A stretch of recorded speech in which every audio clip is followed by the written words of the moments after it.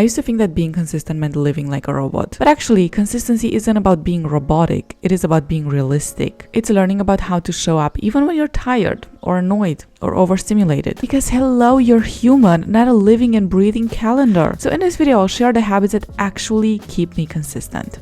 I'm sorry, but the first thing you see in the morning cannot be someone else's life. You need to start your day with peace and not with comparing yourself to a stranger online. Because of this, you need to put that phone away and you need to do things in the morning that actually make you feel calm, organized, and like you, which is why I always say that journaling is like the best habit in terms of return per time investment.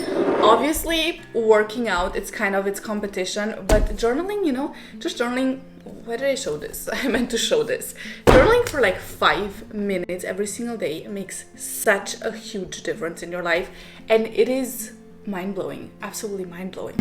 So this is the habit that I really try to do every single day in any capacity.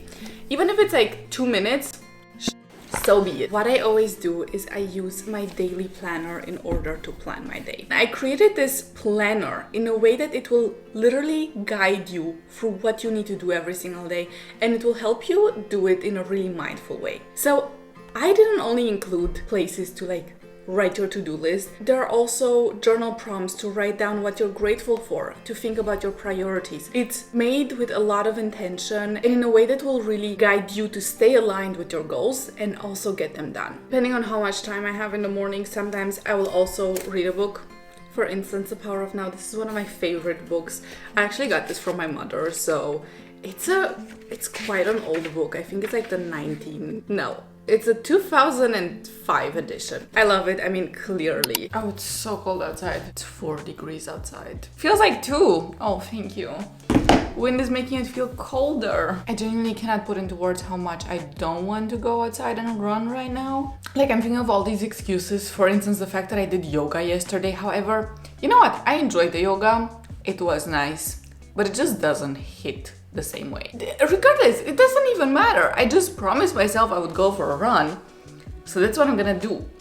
I really, really don't want to do it. The resistance that I feel toward, walking out the door and going out and running is insane. This one might hurt, but you struggle with consistency because you expect yourself to show up every day the exact same way, and you won't.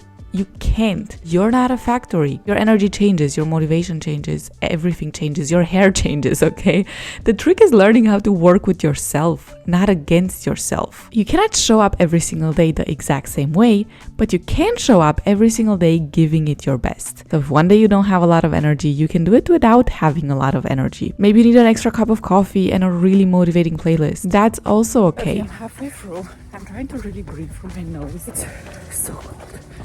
It's not minus degrees, but it's I think 4 is a good estimate. Yeah, we're moving. Now it doesn't feel that bad. I'm listening to a really good playlist. So I feel like I'm slaying. I did it. And oh my God, I'm so glad I went. It's so sunny. Honestly, it was a beautiful run. It was sunny. It was nice. It was pretty empty as well. Slay. I have a meeting in, no joke, 1 minute. Did not manage to wash my hair. However, I will use this, oh my God, I just dropped oil, as an opportunity to actually do some pre-wash hair care and let the oil marinate during my meeting. And then I can just wash my hair. I'm using the Vital Oil Magnificent, I think it's called. I love this stuff. I also put it in a dropper. This is just an empty bottle with a dropper where I also put the oil in, and I put it on my roots and my ends before washing it because my hair just drinks this up.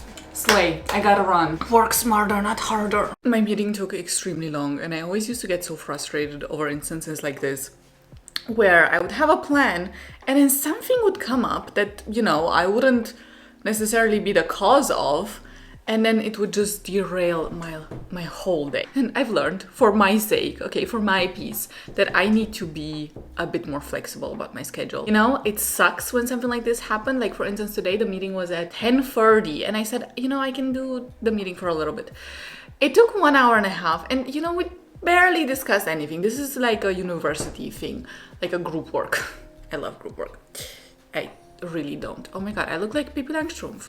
Now, until I got ready, all of that took a while. It's now 1 and the sun goes down at 4. So I basically have 3 hours to film multiple videos. This could have been avoided by me, for instance, waking up earlier. However, now it's too late to change that, right? So I need to work with what I have, and getting upset about how the situation is not gonna help me. So I also need to film a video for university where I'm basically like presenting my PowerPoint presentation. However, I'm gonna do that when the sun is down because the professor doesn't care about lighting. He doesn't care about, the quality of the video. He cares about seeing me speak. But YouTube is a whole different story. So I'm gonna shift my priorities a bit. Okay, I'm gonna manage this. It's all good, all good, all good. Let's go. Besties, I lied. Obviously, I cannot start until I do my ritual of decluttering my desk. That is what I always do before I start studying or I start getting work done. Even if I'm in a rush, I need to declutter my desk. It's like my little ritual to get myself into the right headspace. And also, having a decluttered and clean desk definitely helps you concentrate. When you don't see so many things from the corner of your eyes, you can actually focus better. This is empirically proven. So yeah, let's clean.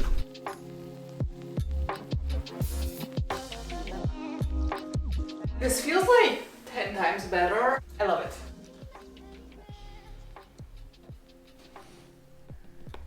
Scamming is not okay unless you're scamming yourself into working. Because girl, if you know you need to sit down and get stuff done, however, you just cannot get yourself to do it, this is what you're gonna do. Let's do this step by step. First of all, sit down. Then you're gonna open your laptop and go to YouTube. And then you're gonna type in Pomodoro session, and then you get to choose. I love the Hogwarts themed library ambience videos because they don't have very loud music. However, you do you. There is lo-fi music, there's like classical music. Think about any type of, fandom or movie. You for sure can find something relating to that. You choose. However, the next step is the hardest, and that is just starting. Once you start the video and the timer is running, for those 25 minutes, you work.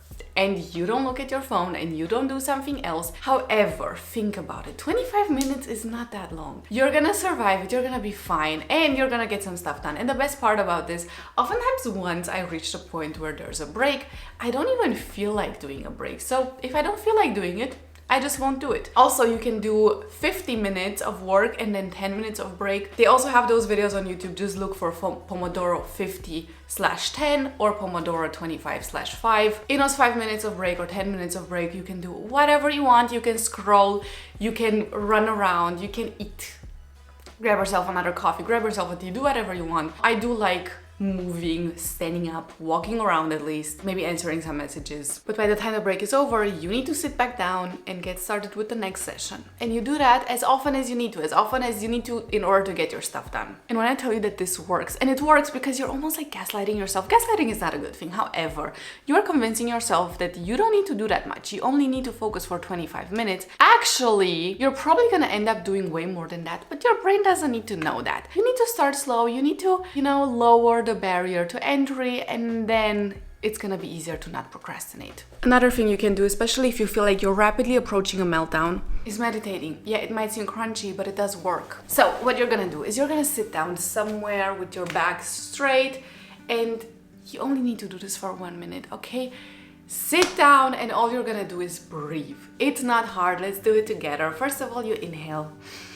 Inhale really deeply, then you're gonna exhale. And when you exhale, you just imagine all of the negative thoughts, all of the stress going out of your body. Just imagine like a cloud going away from you. Just let everything out. Now we get back to work. I know, it feels great to be productive, but you know what is even better?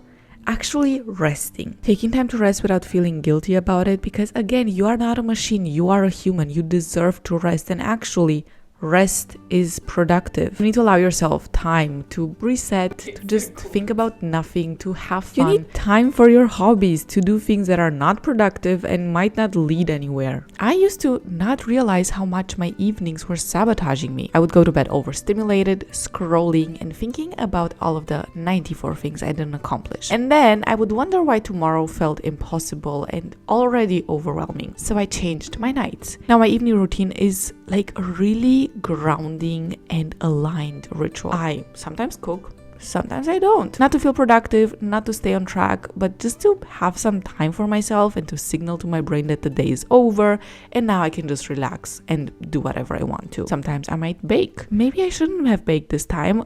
It took me like 3 hours, but that is fine.